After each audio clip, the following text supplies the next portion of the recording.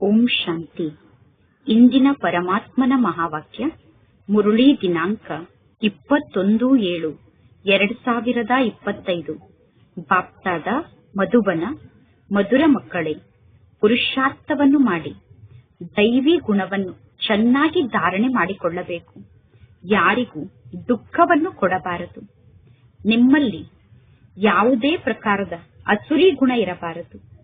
ನಿಮ್ಮ ವರ್ತನೆ ಅಸುರಿ ವರ್ತನೆ ಆಗಿರಬಾರದು. ಇಂದಿನ ಪ್ರಶ್ನೆಯಾಗಿದೆ, ಯಾವೊಂದು ಅಸುರಿ ಗುಣ ನಿಮ್ಮ ಶೃಂಗಾರವನ್ನು ಕೆಡಿಸಿ ಬಿಡುತ್ತದೆ? ಉತ್ತರ: ಪರಸ್ಪರ ಜಗಳವನ್ನು ಆಡುವುದು, ಹೊಡೆದಾಡುವುದು, ಮುನಿಸಿಕೊಳ್ಳುವುದು, ಸೆಂಟರ್ನಲ್ಲಿ ಬೆದರಿಕೆಯನ್ನು ಹಾಕುವುದು, ದುಃಖವನ್ನು ಕೊಡುವುದು, ಇದೆಲ್ಲ ಅಸುರಿ ಗುಣ ಆಗಿದೆ. ಈ ಅಸುರಿ ಗುಣ ನಿಮ್ಮ ಶೃಂಗಾರವನ್ನು ಕೆಡಿಸುತ್ತದೆ.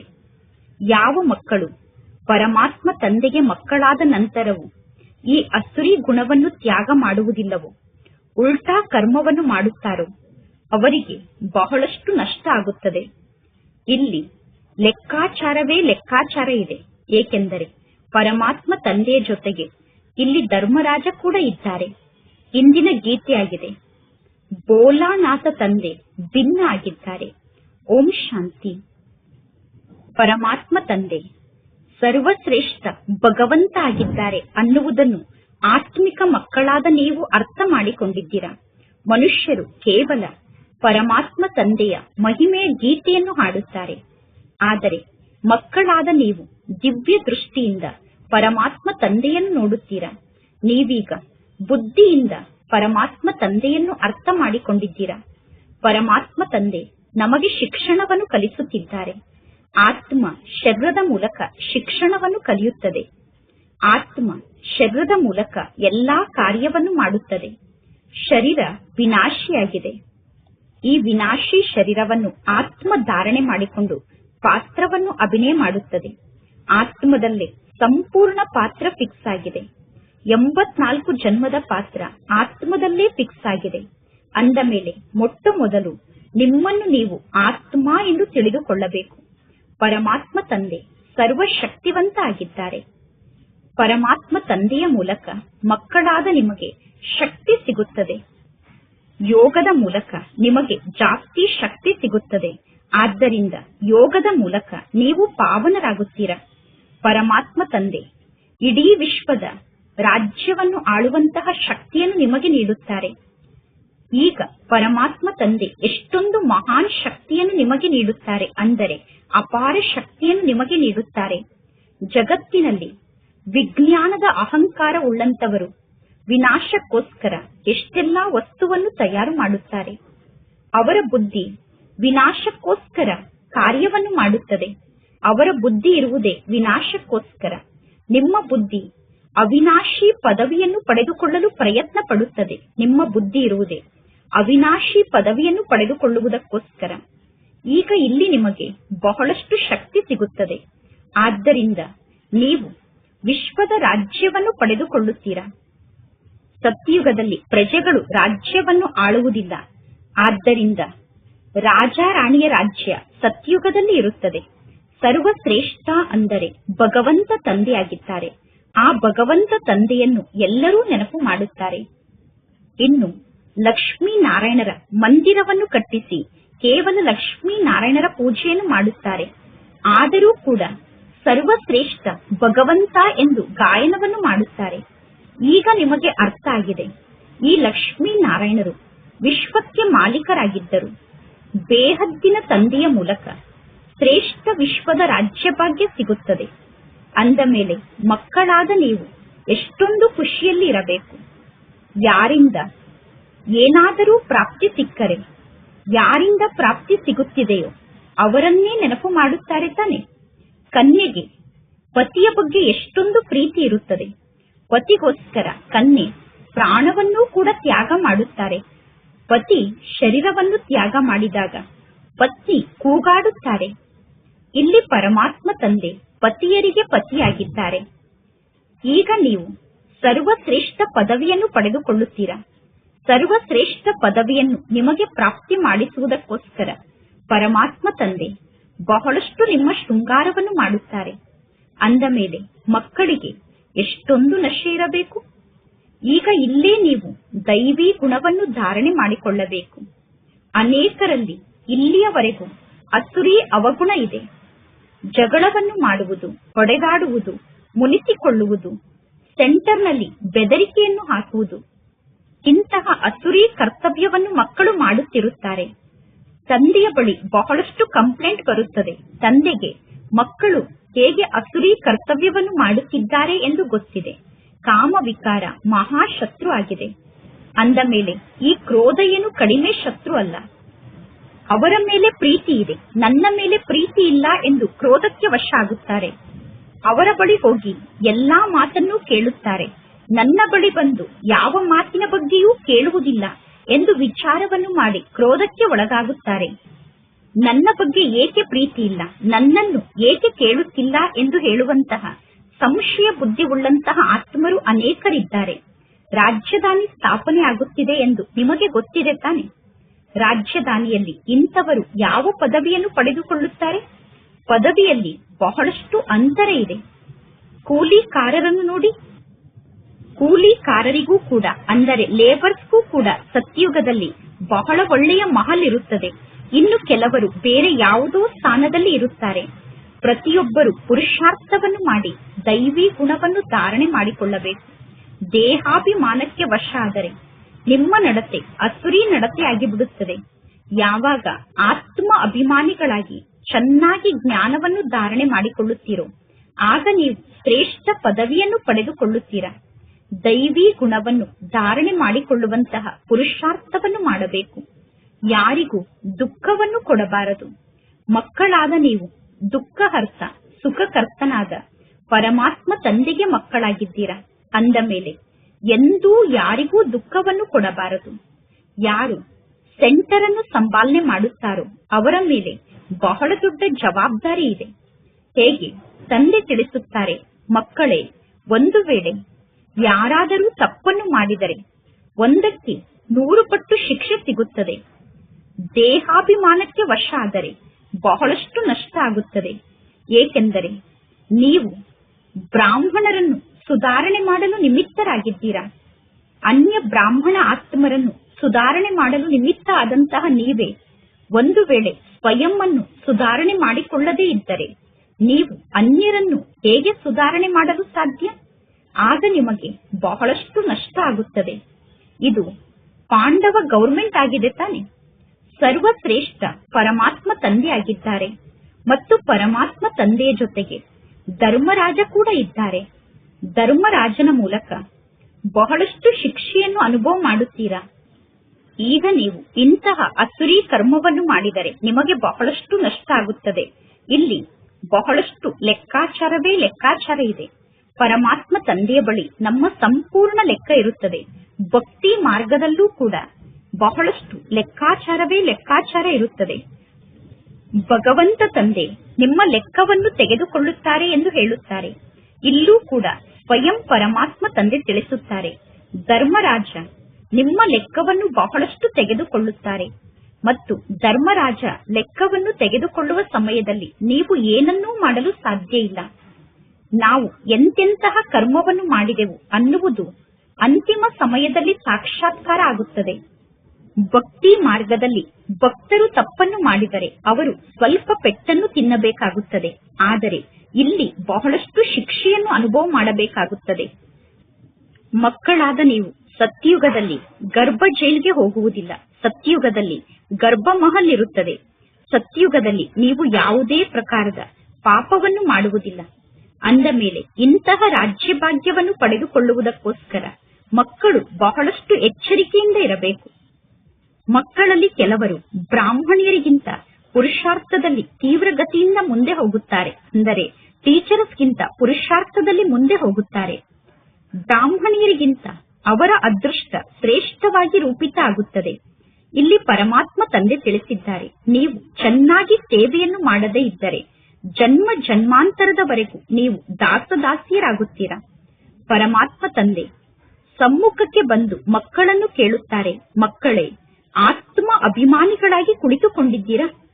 ಪರಮಾತ್ಮ ತಂದೆಯ ಮಹಾವಾಕ್ಯ ಮಕ್ಕಳಿಗೋಸ್ಕರ ಆಗಿದೆ. ಮಕ್ಕಳೇ, ಆತ್ಮ ಅಭಿಮಾನಿಯಾಗುವುದಕ್ಕೋಸ್ಕರ ನೀವು ಬಹಳಷ್ಟು ಪುರುಷಾರ್ಥವನ್ನು ಮಾಡಬೇಕು. ನೀವು ನಡೆದಾಡುತ್ತಾ ತಿರುಗಾಡುತ್ತಾ ಜ್ಞಾನದ ಬಗ್ಗೆ ವಿಚಾರ ಸಾಗರ ಮಂಥನವನ್ನು ಮಾಡುತ್ತಿರಬೇಕು. ಬಹಳಷ್ಟು ಜನ ಮಕ್ಕಳು ಇಂಥವರಿದ್ದಾರೆ. ಅವರು ತಿಳಿದುಕೊಂಡಿದ್ದಾರೆ, ನಾನು ಬೇಗ ಬೇಗ ಈ ನರಕದಿಂದ ಸುಖಧಾಮಕ್ಕೆ ಹೋಗಬೇಕು, ಅಂದರೆ ಈ ಚೀಚಿ ಜಗತ್ತಿನಿಂದ ಸುಖಧಾಮಕ್ಕೆ ಹೋಗಬೇಕು ಎಂದು ಪರಮಾತ್ಮ ತಂದೆ ತಿಳಿಸುತ್ತಾರೆ. ಬಹಳ ಒಳ್ಳೆಯ ಮಹರಥಿಗಳೂ ಕೂಡ ಯೋಗದಲ್ಲಿ ಬಹಳಷ್ಟು ಫೇಲ್ ಆಗುತ್ತಾರೆ. ಇಲ್ಲಿ ಪರಮಾತ್ಮ ತಂದೆ ಎಲ್ಲರಿಗೂ ಪುರುಷಾರ್ಥವನ್ನು ಮಾಡಿಸುತ್ತಿದ್ದಾರೆ. ಅಂದ ಮೇಲೆ ಮಹರಥಿಗಳಿಗೂ ಕೂಡ ಇಲ್ಲಿ ಪುರುಷಾರ್ಥವನ್ನು ಮಾಡಿಸಲಾಗುತ್ತದೆ. ಯೋಗ ಇರದೇ ಇದ್ದರೆ ನೀವು ತಕ್ಷಣ ಕೆಳಗಡೆ ಬೀಳುತ್ತೀರಾ. ಜ್ಞಾನ ಅಂತೂ ಬಹಳ ಸಹಜ ಆಗಿದೆ. ಇತಿಹಾಸ ಮತ್ತು ಭೂಗೋಳದ ಸಂಪೂರ್ಣ ಜ್ಞಾನ ಬುದ್ಧಿಯಲ್ಲಿ ಧಾರಣೆ ಆಗುತ್ತದೆ. ಬಹಳ ಒಳ್ಳೆಯ ಮಕ್ಕಳಿದ್ದಾರೆ. ಅವರು ಪ್ರದರ್ಶನದಲ್ಲಿ ಜ್ಞಾನವನ್ನು ತಿಳಿಸುವ ಮಾತಿನಲ್ಲಿ ಬಹಳ ತೀಕ್ಷ್ಣವಾಗಿ ಮುಂದೆ ಇದ್ದಾರೆ. ಆದರೆ ಮಕ್ಕಳಲ್ಲಿ ಯೋಗ ಇಲ್ಲ, ದೈವಿ ಗುಣಗಳೂ ಕೂಡ ಇಲ್ಲ. ಕೆಲವೊಮ್ಮೆ ಪರಮಾತ್ಮ ತಂದೆಗೆ ವಿಚಾರ ಬರುತ್ತದೆ, ಇನ್ನು ಮಕ್ಕಳ ಸ್ಥಿತಿ ಹೇಗಿದೆ ಎಂದು. ಜಗತ್ತಿನಲ್ಲಿ ಬಹಳಷ್ಟು ದುಃಖ ಇದೆ. ಆದ್ದರಿಂದ ಬೇಗ ಬೇಗ ಈ ಜಗತ್ತು ಸಮಾಪ್ತಿಯಾಗಿಬಿಡಬೇಕು, ಜಗತ್ತು ಬೇಗ ಸಮಾಪ್ತಿಯಾಗಬೇಕು ಎಂದು ನೀವೆಲ್ಲರೂ ಕಾಯುತ್ತಾ ಕುಳಿತಿದ್ದೀರಾ. ಈ ಜಗತ್ತು ಬೇಗ ಸಮಾಪ್ತಿಯಾಗಬೇಕು, ನಾವು ಬೇಗ ಸುಖಧಾಮಕ್ಕೆ ಹೋಗಬೇಕು ಎಂದು ನೀವು ಕಾಯುತ್ತಿದ್ದೀರಾ. ಕೆಲವರು ಬೇಗ ಈ ಜಗತ್ತು ಸಮಾಪ್ತಿಯಾಗಲಿ, ನಾನು ಬೇಗ ಸುಖಧಾಮಕ್ಕೆ ಹೋಗಬೇಕು ಎಂದು ಚಡಪಡಿಸುತ್ತಿರುತ್ತಾರೆ. ಹೇಗೆ ತಂದೆಯ ಜೊತೆ ಮಿಲನವನ್ನು ಮಾಡುವುದಕ್ಕೋಸ್ಕರ ಮಕ್ಕಳು ಚಡಪಡಿಸುತ್ತಾರೆ. ಏಕೆಂದರೆ ಪರಮಾತ್ಮ ತಂದೆ ನಮಗೆ ಸ್ವರ್ಗದ ಮಾರ್ಗದ ಬಗ್ಗೆ ತಿಳಿಸುತ್ತಾರೆ. ಅಂದ ಮೇಲೆ ಇಂತಹ ಪರಮಾತ್ಮ ತಂದೆಯನ್ನು ನೋಡುವುದಕ್ಕೋಸ್ಕರ ಮಕ್ಕಳು ಚಡಪಡಿಸುತ್ತಾರೆ. ಮಕ್ಕಳು ತಿಳಿದುಕೊಂಡಿದ್ದಾರೆ, ಇಂತಹ ಪರಮಾತ್ಮ ತಂದೆಯ ಸಮ್ಮುಖಕ್ಕೆ ಹೋಗಿ ನಾನು ಪ್ರತಿದಿನ ಮುರುಳಿಯನ್ನು ಕೇಳಬೇಕು. ಮಕ್ಕಳು ವಿಚಾರವನ್ನು ಮಾಡುತ್ತಾರೆ, ಇಂತಹ ತಂದೆಯ ಸಮ್ಮುಖಕ್ಕೆ ಹೋಗಿ ಪ್ರತಿದಿನ ಮುರುಳಿಯನ್ನು ಕೇಳಬೇಕು ಎಂದು. ಈಗ ನಿಮಗೆ ಗೊತ್ತಿದೆ, ಮಧುಬನದಲ್ಲಿ ಯಾವುದೇ ಪ್ರಕಾರದ ಜಂಜಾಟದ ಮಾತು ಇರುವುದಿಲ್ಲ. ಹೊರಗಡೆ ಜಗತ್ತಿನಲ್ಲಿ ಇದ್ದಾಗ ಅನೇಕರ ಜೊತೆಗೆ ಸಂಬಂಧವನ್ನು ನಿಭಾಯಿಸಬೇಕಾಗುತ್ತದೆ. ಇಲ್ಲದಿದ್ದರೆ ಹೊರಗಡೆ ಜಗತ್ತಿನಲ್ಲಿ ಕಿರಿಕಿರಿ ಆಗಿಬಿಡುತ್ತದೆ. ಆದ್ದರಿಂದ ಪರಮಾತ್ಮ ತಂದೆ ಎಲ್ಲಾ ಮಕ್ಕಳಿಗೂ ಧೈರ್ಯವನ್ನು ತುಂಬುತ್ತಾರೆ. ಈ ಜ್ಞಾನ ಮಾರ್ಗದಲ್ಲಿ ಬಹಳಷ್ಟು ಗುಪ್ತ ರೂಪದಲ್ಲಿ ಪರಿಶ್ರಮವನ್ನು ಪಡಬೇಕು. ಆದರೆ ಕೆಲವು ಮಕ್ಕಳ ನೆನಪಿನ ಪರಿಶ್ರಮ ತಂದೆಗೆ ಬಂದು ತಲುಪುವುದಿಲ್ಲ. ಗುಪ್ತ ರೂಪದಲ್ಲಿ ತಂದೆಯನ್ನು ನೆನಪು ಮಾಡುತ್ತಿರಬೇಕು ಮತ್ತು ತಂದೆಯ ಆದೇಶದಂತೆ ನಡೆಯುತ್ತಿರಬೇಕು. ಮಕ್ಕಳು ದೇಹಾಭಿಮಾನಕ್ಕೆ ವಶ ಆಗುವ ಕಾರಣ ತಂದೆಯ ಆದೇಶದಂತೆ ನಡೆಯುವುದಿಲ್ಲ. ಪರಮಾತ್ಮ ತಂದೆ ತಿಳಿಸುತ್ತಾರೆ, ನೀವು ಚಾರ್ಟ್ ಅನ್ನು ಇಡಿ, ಆಗ ನಿಮ್ಮ ಉನ್ನತಿ ಬಹಳಷ್ಟು ಜಾಸ್ತಿ ಆಗುತ್ತದೆ. ಸ್ವಯಂನ ಉನ್ನತಿಗೋಸ್ಕರ ಚಾರ್ಟ್ ಅನ್ನು ಬರೆಯಬೇಕು. ಈ ಮಾತನ್ನು ಯಾರು ತಿಳಿಸಿದರು? ಶಿವ ತಂದೆ ತಿಳಿಸಿದರು. ಟೀಚರ್ ಕೆಲಸವನ್ನು ಕೊಡುತ್ತಾರೆ. ಟೀಚರ್ ಕೆಲಸವನ್ನು ಕೊಟ್ಟರೆ ವಿದ್ಯಾರ್ಥಿಗಳು ಆ ಕೆಲಸವನ್ನು ಮಾಡಿಕೊಂಡು ಬರುತ್ತಾರೆ ತಾನೆ. ಇಲ್ಲಿ ಯಾರು ಬಹಳ ಒಳ್ಳೆಯ ಮಕ್ಕಳಾಗಿದ್ದಾರೋ ಅವರಿಗೂ ಕೂಡ ಮಾಯಿ ತಂದೆ ಹೇಳಿದಂತೆ ಮಾಡಲು ಬಿಡುವುದಿಲ್ಲ. ಒಳ್ಳೊಳ್ಳೆ ಮಕ್ಕಳು ಪರಮಾತ್ಮ ತಂದೆಗೆ ಚಾರ್ಟ್ ಅನ್ನು ಕಳಿಸಿದರೆ ಪರಮಾತ್ಮ ತಂದೆ ನೀವು ಹೇಗೆ ತಂದೆಯನ್ನು ನೆನಪು ಮಾಡುತ್ತಿದ್ದೀರಾ ಎಂದು ನಿಮಗೆ ತಿಳಿಸಲು ಸಾಧ್ಯ. ನಿಮಗೆ ಗೊತ್ತಿದೆ, ಆತ್ಮರಾದ ನಾವೆಲ್ಲರೂ ಪರಮಾತ್ಮ ತಂದೆಗೆ ಪ್ರಿಯತಮಿಯರಾಗಿದ್ದೇವೆ.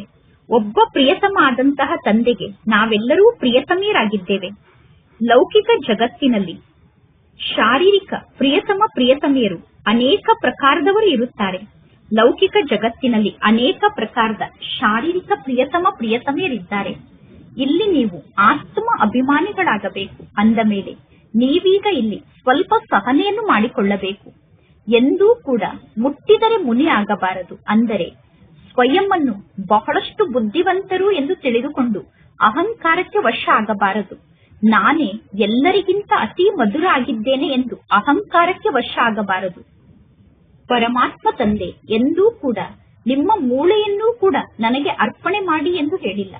ಪರಮಾತ್ಮ ತಂದೆ ತಿಳಿಸುತ್ತಾರೆ, ಆರೋಗ್ಯವಂತರಾಗಿ ಇರಿ, ನಿಮ್ಮ ಆರೋಗ್ಯವನ್ನು ಚೆನ್ನಾಗಿ ಇಟ್ಟುಕೊಳ್ಳಿ, ಆಗ ನೀವು ಚೆನ್ನಾಗಿ ಸೇವೆಯನ್ನು ಮಾಡಲು ಸಾಧ್ಯ ಎಂದು ತಂದೆ ತಿಳಿಸುತ್ತಾರೆ. ಒಂದು ವೇಳೆ ನೀವು ರೋಗಿಗಳಾದರೆ ನೀವು ಒಂದು ಕಡೆ ಮಲಗಿರಬೇಕಾಗುತ್ತದೆ. ಕೆಲವರು ಹಾಸ್ಪಿಟಲ್ಗೂ ಕೂಡ ಹೋಗಿ ಜ್ಞಾನವನ್ನು ತಿಳಿಸುವಂತಹ ಸೇವೆಯನ್ನು ಮಾಡುತ್ತಾರೆ. ಹಾಸ್ಪಿಟಲ್ನಲ್ಲಿ ಸೇವೆಯನ್ನು ಮಾಡುವುದನ್ನು ನೋಡಿ ಅಲ್ಲಿರುವ ಡಾಕ್ಟರ್ ಹೇಳುತ್ತಾರೆ, ಇವರು ಸೂಕ್ಷ್ಮ ದೇವತೆ ಆಗಿದ್ದಾರೆ ಎಂದು. ನೀವು ಚಿತ್ರವನ್ನು ಜೊತೆಗೆ ತೆಗೆದುಕೊಂಡು ಹೋಗುತ್ತೀರಾ ತಾನೆ? ಯಾರು ಈ ರೀತಿ ಸೇವೆಯನ್ನು ಮಾಡುತ್ತಾರೋ ಅಂತವರಿಗೆ ದಯಾಹೃದಯಿಗಳು ಎಂದು ಕರೆಯಲಾಗುತ್ತದೆ. ಸೇವೆಯನ್ನು ಮಾಡಿದಾಗ ಕೆಲವರು ಜ್ಞಾನ ಮಾರ್ಗಕ್ಕೆ ಬರುತ್ತಾರೆ.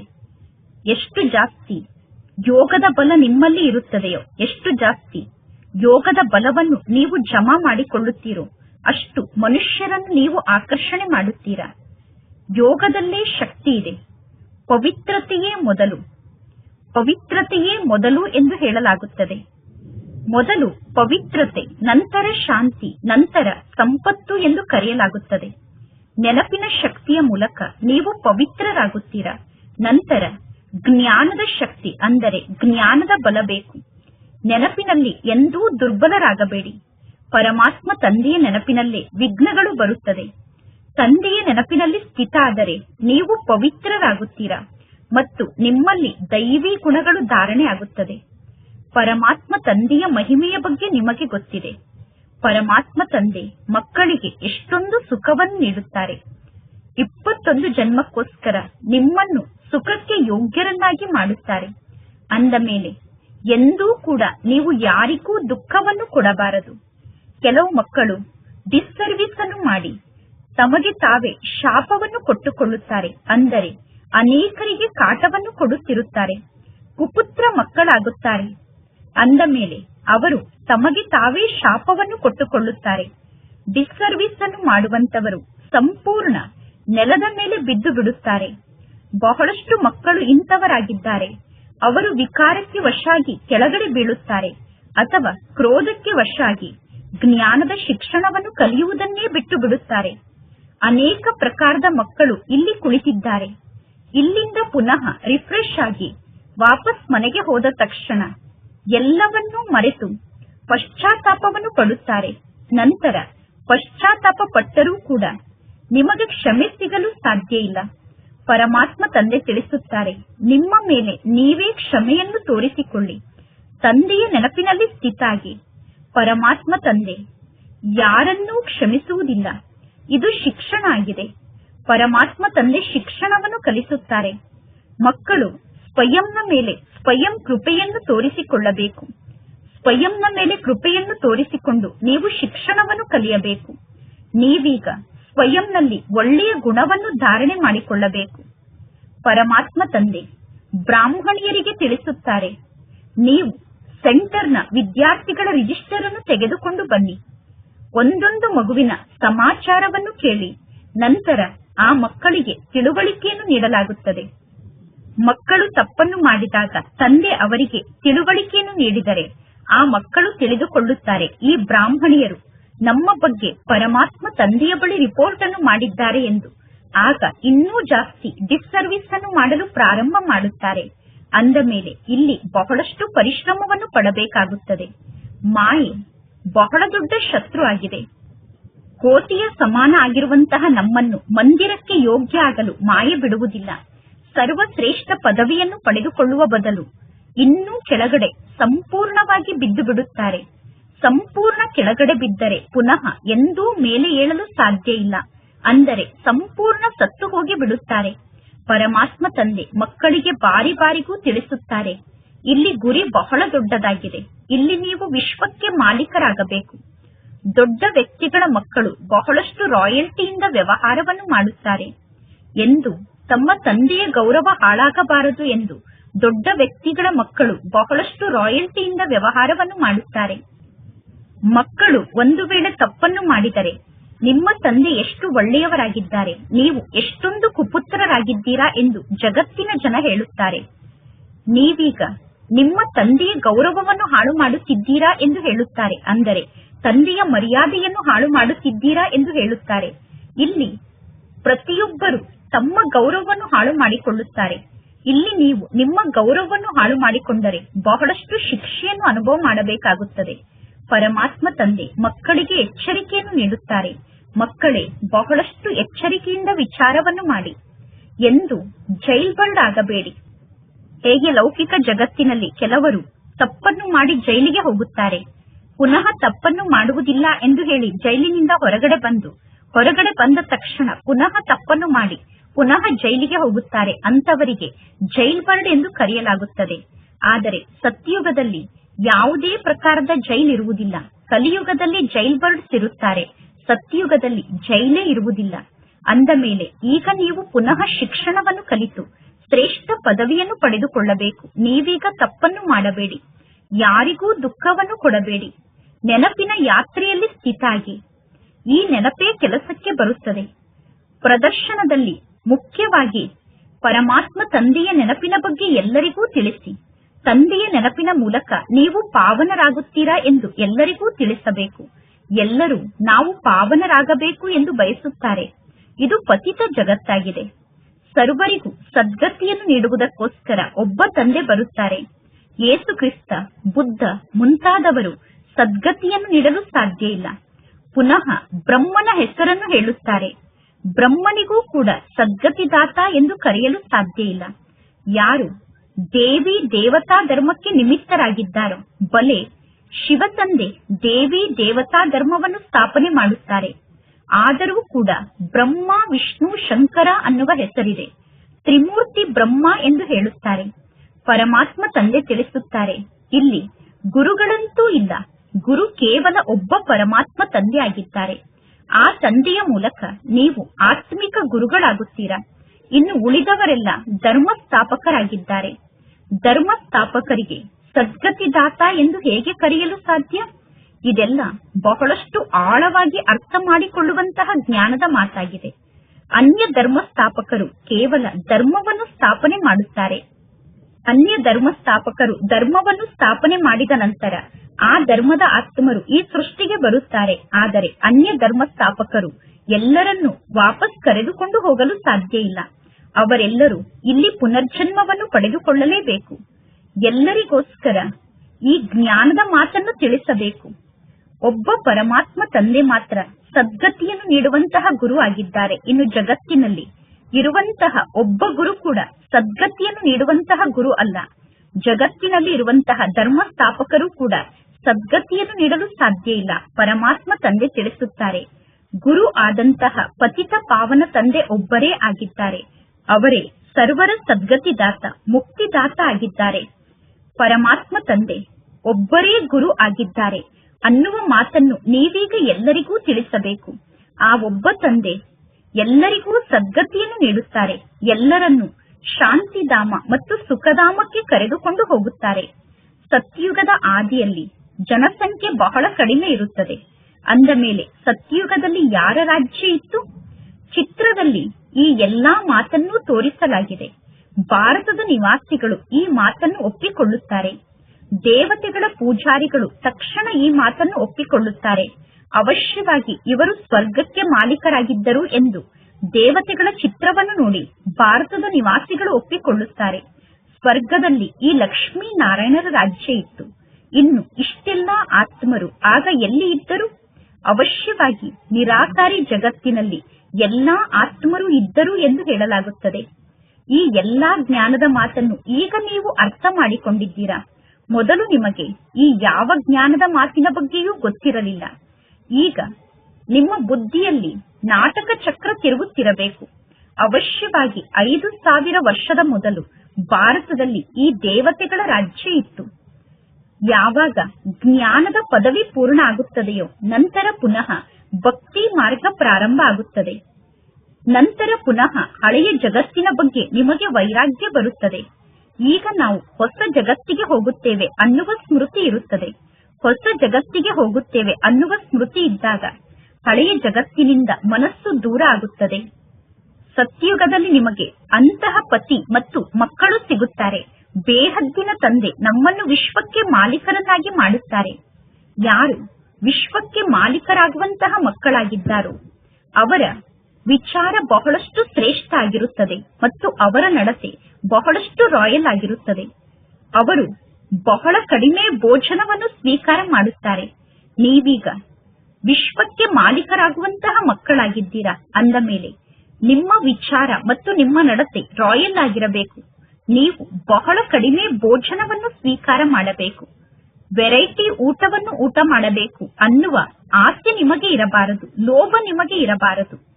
ತಂದೆಯ ನೆನಪಿನಲ್ಲಿ ಸ್ಥಿತ ಆಗಿರುವಂತವರು ಬಹಳ ಸೂಕ್ಷ್ಮ ರೂಪದಲ್ಲಿ ಭೋಜನವನ್ನು ಸ್ವೀಕಾರ ಮಾಡುತ್ತಾರೆ, ಅಂದರೆ ಕಡಿಮೆ ಭೋಜನವನ್ನು ಸ್ವೀಕಾರ ಮಾಡುತ್ತಾರೆ. ಅನೇಕರ ಬುದ್ಧಿ ಆಹಾರದ ಜೊತೆಗೆ ಜೋಡಣೆ ಆಗುತ್ತದೆ, ಅಂದರೆ ಅನೇಕರ ಬುದ್ಧಿಯಲ್ಲಿ ಊಟದ ವಿಚಾರ ನಡೆಯುತ್ತಿರುತ್ತದೆ. ಈಗ ಮಕ್ಕಳಿಗೆ ನಾನು ವಿಶ್ವಕ್ಕೆ ಮಾಲೀಕ ಆಗುತ್ತಿದ್ದೇನೆ ಅನ್ನುವ ಖುಷಿ ಇರಬೇಕು. ಖುಷಿಯಂತಹ ಪೌಷ್ಟಿಕ ಆಹಾರ ಬೇರೆ ಯಾವುದೂ ಇಲ್ಲ ಎಂದು ಹೇಳಲಾಗುತ್ತದೆ. ನೀವೀಗ ಸದಾ ಈ ರೀತಿ ಖುಷಿಯಲ್ಲಿ ಇದ್ದರೆ ನೀವು ಬಹಳ ಕಡಿಮೆ ಆಹಾರ ಪಾನೀಯವನ್ನು ಸ್ವೀಕಾರ ಮಾಡುತ್ತೀರಾ. ಬಹಳಷ್ಟು ಊಟವನ್ನು ಮಾಡಿದರೆ ಶರೀರ ಭಾರ ಆಗಿಬಿಡುತ್ತದೆ. ನಂತರ ಆಕಳಿಕೆ ತೂಕಡಿಕೆ ಬರುತ್ತದೆ.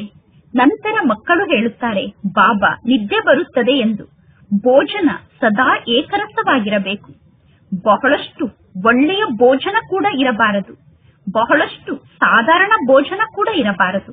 ನಿಮ್ಮ ಭೋಜನ ಸಾಮಾನ್ಯವಾಗಿರಬೇಕು, ಅಂದರೆ ಬಹಳ ಉನ್ನತವಾದ ಆಹಾರವನ್ನೂ ಸ್ವೀಕಾರ ಮಾಡಬಾರದು, ಬಹಳಷ್ಟು ಕನಿಷ್ಠವಾದ ಆಹಾರವನ್ನೂ ಕೂಡ ಸ್ವೀಕಾರ ಮಾಡಬಾರದು. ಸಾಧಾರಣ ಭೋಜನವನ್ನು ಸ್ವೀಕಾರ ಮಾಡಬೇಕು. ಒಳ್ಳೆಯದು. ಮಧುರಾತಿ ಮಧುರ ಅಗಲಿ ಹೋಗಿ ಮರಳಿ ಸಿಕ್ಕಿರುವ ಮಕ್ಕಳ ಪ್ರತಿ ಮಾಸ್ಪಿತಾ ಬಾಪ್ತಾದರವರ ನೆನಪು, ಪ್ರೀತಿ ಹಾಗೂ ಸುಪ್ರಭಾತ. ಆತ್ಮಿಕ ಮಕ್ಕಳಿಗೆ ಆತ್ಮಿಕ ತಂದೆಯ ನಮಸ್ತೆ, ಆತ್ಮಿಕ ತಂದೆಗೆ ಆತ್ಮಿಕ ಮಕ್ಕಳ ನೆನಪು, ಪ್ರೀತಿ ಹಾಗೂ ನಮಸ್ತೆ ನಮಸ್ತೆ ನಮಸ್ತೆ. ಧಾರಣೆಗೋಸ್ಕರ ಮುಖ್ಯ ಸಾರ. ಫಸ್ಟ್ ಪಾಯಿಂಟ್, ನಾವು ದುಃಖಹರ್ತ ಸುಖಕರ್ತ ಆದಂತಹ ಪರಮಾತ್ಮ ತಂದೆಗೆ ಮಕ್ಕಳಾಗಿದ್ದೇವೆ. ನಾವು ಎಂದೂ ಯಾರಿಗೂ ದುಃಖವನ್ನು ಕೊಡಬಾರದು, ಡಿಸ್ಸರ್ವಿಸ್ ಅನ್ನು ಮಾಡಿ ನಮಗೆ ನಾವೇ ಶಾಪವನ್ನು ಕೊಟ್ಟುಕೊಳ್ಳಬಾರದು.